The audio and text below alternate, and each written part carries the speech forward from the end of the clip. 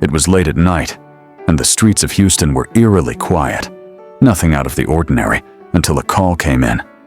A woman had been found standing over the bodies of her family, and something didn't add up. Frances Newton, a mother, wife, and daughter, stood in front of the police, shaking, her eyes wide with fear, as officers pieced together the fragments of a crime that no one could understand. How did it all lead here? Her husband, Adrian Newton, and their two young children, Alton and Farrah, had been found lifeless in their apartment, each shot in cold blood. A horrific scene, made even more chilling by the fact that the woman standing before the police was the one accused of ending their lives. And yet, something about the case felt wrong from the start. This wasn't a simple case of a grieving mother succumbing to anger. There was far more to it than that. Frances's story didn't line up with the evidence, but as the investigation unfolded, the details became even murkier. Was it greed, as the prosecution claimed? Did Frances murder her family for an insurance payout that would have solved her financial troubles? Or was it something darker, a story of a broken woman pushed to her limits, who was wrongfully blamed for a crime she didn't commit? The puzzle pieces seemed to fit, but only if you ignored the missing ones. Weeks turned into months, and as the trial began, so did the scrutiny. The courtroom filled with tense whispers as the prosecution laid out their case. Frances had taken out life insurance policies just weeks before the deaths, policies that named her as the sole beneficiary. It seemed like the perfect motive, but as the jury listened, they heard more than just a woman accused of murder. They heard a defense attorney who was unprepared, a case built on shaky forensic evidence, and an accusation of an innocent mother forced into a corner. But here's where it all takes a turn. The evidence. Frances was convicted, but the forensic evidence didn't match the crime. There was no gunpowder residue found on her hands, no fingerprints on the murder weapon, and no clear motive that made sense. Even more disturbing was the fact that crucial evidence, ballistic reports, police testimonies, didn't align. Could it be that Frances was wrongfully convicted? Could the police have missed something crucial, or worse, manipulated the evidence to fit their narrative? We need to ask, how could something this monumental go unnoticed in a case where the state's power was about to take a woman's life? Frances Newton, a woman who didn't seem to have a clear reason for murder, was about to become the first African-American woman executed in Texas in more than 150 years. But how did it happen? And why didn't the system protect her? The clock is ticking. Stay with me, because what happens next in this case will make you question everything you thought you knew about justice. It's a chilling story, one that is far from over. And just as you think you know what's coming, we'll uncover a shocking twist that no one saw coming. Keep watching, because this is a story that demands to be told. The trial had begun, and as Frances Newton entered the courtroom, it wasn't just her life on the line, it was the very idea of justice itself.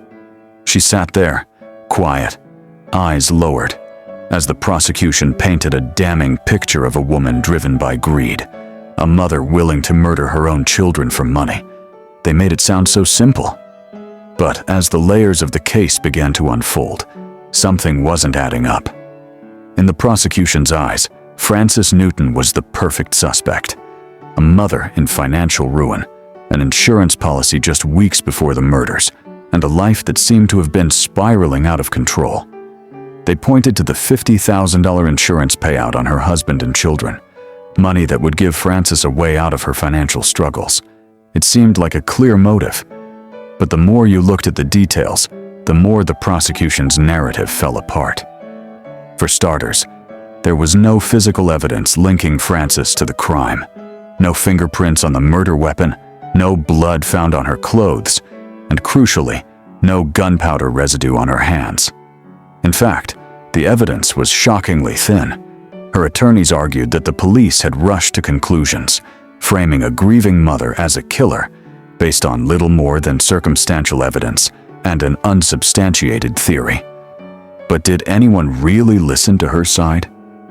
It was easy for the jury to be swayed by the narrative of a woman who was allegedly motivated by money. But what if that story was too simplistic? What if the truth was far more complicated? Frances claimed that her husband owed money to a dangerous drug dealer, a man who had threatened the family before. She said that the killings were the result of something much bigger than her personal problems, but the defense didn't press that narrative hard enough. The police didn't even investigate this possibility, and there was no follow-up on potential witnesses who could have backed up her story. One thing became painfully clear during the trial. Frances Newton didn't have a chance. From the start, her defense team was ill-prepared, and the prosecution's case was built on shaky ground. The forensic evidence was hardly concrete, and yet the jury was ready to convict. Why? Was it because of the way Frances looked?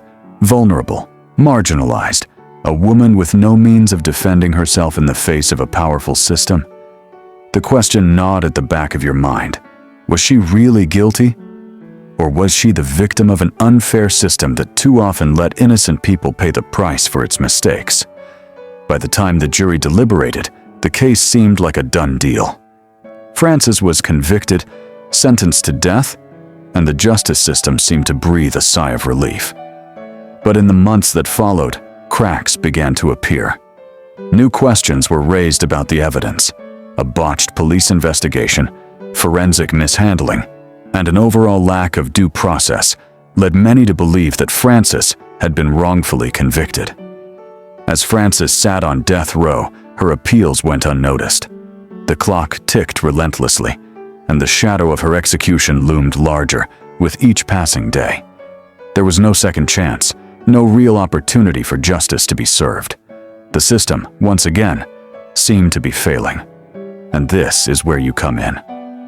We can't ignore the flaws in the system. We can't let the story of Frances Newton go untold. If you're as shocked as I am by the blatant disregard for justice, hit that like button, subscribe, and keep watching. Because this isn't just her story. This is a story that speaks to all of us. We need to ask, who is truly responsible for the deaths of Adrian, Alton, and Farrah? Who failed Frances Newton? And how can we ensure this never happens again?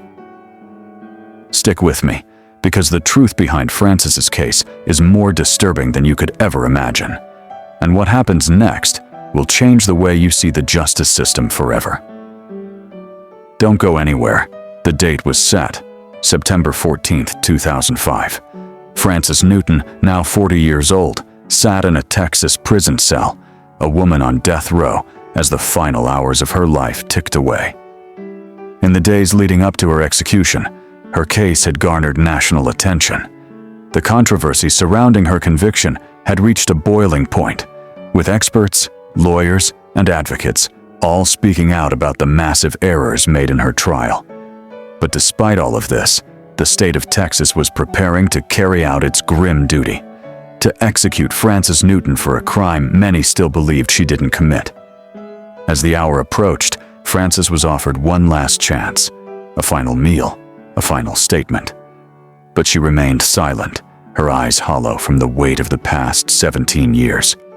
She had always maintained her innocence, yet, in the eyes of the law, the case was closed, and she was guilty. No one seemed to care that the evidence didn't fit, that the forensic experts had been wrong, or that critical details had been overlooked. Frances had become a pawn in a system that had failed her long ago. But what about the facts? The prosecution's case relied heavily on circumstantial evidence and the supposed motive of an insurance payout. Yet, that alone didn't explain how Frances ended up on death row. There were too many unanswered questions, too many things that didn't make sense. How could the police, the investigators, and the jury ignore the possibility that someone else, someone with a much stronger motive, was behind the murders? It was almost as if the system didn't care to ask those questions. Frances Newton was just a woman, easier to convict, easier to condemn, easier to execute. What's more disturbing is that the system didn't just fail Frances, it failed us all. We were all complicit in the justice that wasn't served. Frances didn't have a fair trial. Her defense was inadequate, and her rights were violated in ways that went unnoticed by the courts. And now, in the final moments of her life, we were about to watch a state-sanctioned execution, knowing that justice hadn't been done. And yet, it felt like the world was moving on, as if nothing had happened at all. But what if it was too late to fix it? What if the system was broken beyond repair? And so, as the clock inched closer to midnight, Frances Newton, in her final moments, was led to the execution chamber. The state of Texas was preparing to carry out the lethal injection, a process that would end her life and, in the eyes of many, end any chance of finding the truth. But was this the end of her story? No, because just like many other cases before it, this execution would become a reminder of how the justice system has failed time and time again. Frances Newton's death wasn't the end. It was a symbol of how flawed the system truly is. And it's not just about Frances. It's about every innocent life caught in the web of a justice system that doesn't care about the truth. If you're sitting there, as I am, asking yourself how this could happen, how the truth was ignored, how the evidence was dismissed, how an innocent woman was executed, then I need you to do something. Like this video, subscribe to the channel and share it. This is bigger than Frances Newton. This is about ensuring the voices of the wrongfully convicted are heard. This is about making sure no one else suffers the same fate. Stay with me, because as we continue, you'll uncover the shocking secrets behind her execution, and you'll realize that this story is still unfolding. It's not just Frances's story, it's the story of us all. The question is, what will we do about it? Keep watching. The execution of Frances Newton was swift, but the aftermath has left a haunting question that still echoes today. Did justice really prevail? Her death, carried out by the state of Texas, was the end of her story. But it's far from the end of the questions that still linger. Her case was filled with uncertainty. There were inconsistencies in the evidence, doubts about the handling of her defense, and a rush to judgment that left many wondering if the truth ever had a real chance to be heard. But here's the question that we must all grapple with. Was the system responsible for Frances Newton's fate? Or was she the cause of her own tragedy? The prosecution painted Frances as the villain, a woman driven by greed, motivated by a life insurance payout. It was a straightforward narrative, but the evidence, when you looked deeper, told a different story. There was no physical evidence that conclusively linked her to the crime, and the forensic evidence was, at best, inconclusive. Still, Frances was convicted, and 17 years later, her life was taken. Was this the failure of the system? A system that didn't care enough to uncover the truth, that didn't give Frances a fair chance? Or was this the result of decisions she made, choices that led her down a road where the state saw her as guilty? It's not up to me to tell you what happened. I'm not here to push an agenda, but to tell you the facts and let the story speak for itself. What happened to Frances Newton was a tragedy, yes, but what caused that tragedy? Was it the system that failed her, or was it something else? As we reflect on Frances's case, it's not just about her, it's about us too. It's about asking ourselves what we want from the system that claims to provide justice. Can we trust it? Is it truly built to protect the innocent? Or is it designed to convict quickly and move on? The hard truth is, this could happen again. It could be someone else, someone who doesn't have the voice to defend themselves. What will we do about it? Will we let this happen without asking the tough questions? Or will we demand that justice be done, not just in the courtroom, but in the way the system operates? What do you believe? Do you think Frances was guilty, or was she a victim of a broken system? The answer may not be simple, but it's up to all of us to keep questioning, keep learning, and most importantly, keep talking about it. If this case has made you question the justice system, made you wonder if we can do better, then don't let it end here. Like, subscribe, and share this story.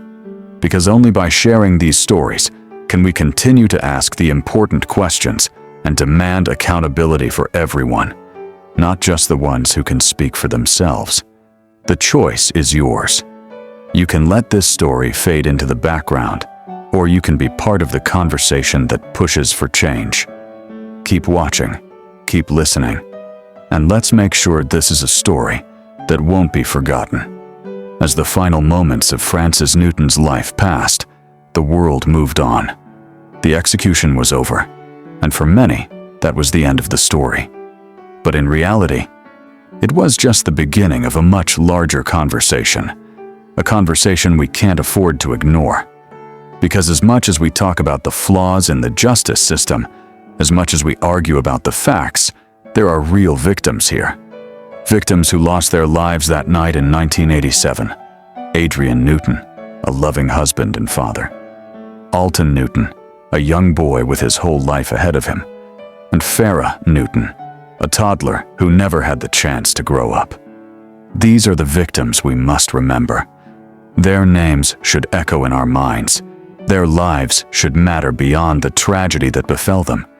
They deserve to be remembered with dignity and respect, not reduced to pawns in a flawed system. But in order to honor them truly, we must also ask, did the system fail them too? The truth is, it's easy to look away. It's easy to dismiss cases like Frances's as complicated, as another tragedy, and to move on with our lives, assuming that everything was handled fairly. But when we do that, we are dishonoring not only the victims, but the very idea of justice itself. We're telling ourselves that it's okay for innocent people to be caught in a broken system, and for their names to fade into history, without anyone asking the tough questions. But we can ask those questions. We must ask those questions. Because if we don't, then we're complicit in the failures that lead to more stories like Frances Newton's. The kind of story that ends with an execution, but no real justice. The kind of story where lives are taken, and we simply turn the page without ever truly understanding what happened. Adrian, Alton, and Farrah Newton deserve more than that. They deserve our respect, our remembrance, and our commitment to making sure that justice is truly served. Not just in their case, but in every case where the truth is ignored, where evidence is overlooked, where lives are lost, and the system doesn't blink an eye. So I'm asking you, what will you do? Will you stay silent and let stories like Frances's fade into the background? Will you turn away from the hard truths because it's easier to live in a world where justice is tidy and neat, where we can move on without ever looking back? Or will you be part of the conversation, part of the movement that demands accountability, that demands real justice for all? If you're moved by the story of Frances Newton, if you're feeling the weight of what happened to Adrian, Alton, and Farrah, then speak up. Like, share, and subscribe. Because we can't let this conversation end here. We can't let these names fade into obscurity. It's time to make our voices heard. It's time to make sure that justice is more than just a word, and that every life, whether it's Frances's, Adrian's, Alton's, or Farrah's, is given the respect it deserves. If not now, when? If not us, who? This is our moment to change the conversation, to demand better, to make sure no one else suffers like this again. Adrian Newton, Alton Newton, Farrah Newton. Their story lives on, but only if we choose to keep it alive. Don't let this be the end.